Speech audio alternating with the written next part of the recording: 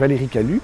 Je suis le président de la régie communale autonome Plaine de la Gadale de la ville de Jodogne. Et cette régie a été chargée par la ville de Jodogne de reconstruire le sport à Jodogne, d'acheter des terrains et d'y construire des bâtiments. Mais notre projet ici, c'est un projet d'une chaudière biomasse, miscanthus et plaquettes de bois pour chauffer les nouveaux bâtiments de la piscine, du hall des sports et plus tard aussi avec un réseau de chaleur de chauffer d'autres bâtiments sur cette plaine de la Gadale de 12 hectares. Et le miscanthus, il est souhaité de le prendre localement par des agriculteurs, que ce soit des agriculteurs locaux qui le plantent, dans les moins de 10 km ici autour de Jodogne. Comme on démarre d'un projet tout à fait neuf, on a pu démarrer, donc on n'a pas remplacé de chaudière au mazout ou au gaz, on démarre avec vraiment un bâtiment tout nouveau, et donc c'est vraiment innovant, surtout sur la capacité, puisqu'il va falloir chauffer un hall des sports avec plus ou moins une douzaine de salles de sport, d'arts martiaux et tout ça, et plus une piscine aux mesures olympiques. Et donc la puissance demandée par cette chaudière, en travaillant qu'avec de la biomasse, c'est vraiment innovant.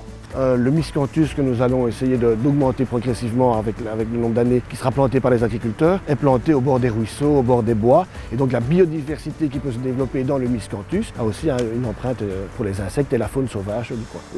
Les fermiers plantent ça dans des mauvais terrains, donc je vous ai dit au bord des ruisseaux, au bord des bois, dans des endroits des frais-chauds comme ils disent par ici, des endroits très humides où l'agriculture a difficile d'avoir un rendement, tandis que le miscanthus qui est planté là, qui est récolté qu'après 3 ans avec des racines, où il ne faut pas replanter du miscanthus, on plante une fois, on coupe et il n'y a pas de ressemençage. Donc là, il y a un aspect économique pour l'agriculture de valoriser certains terrains. Nous sommes vraiment près du centre de Jodogne et donc pourquoi pas cette chaudière a les capacités, il y a la place pour pouvoir se raccorder à des nouveaux quartiers ou à des nouveaux bâtiments. Et donc ça, il y a vraiment un aspect économique là-dessus aussi, via le réseau de chaleur, de revente de la chaleur et de la bonne chaleur.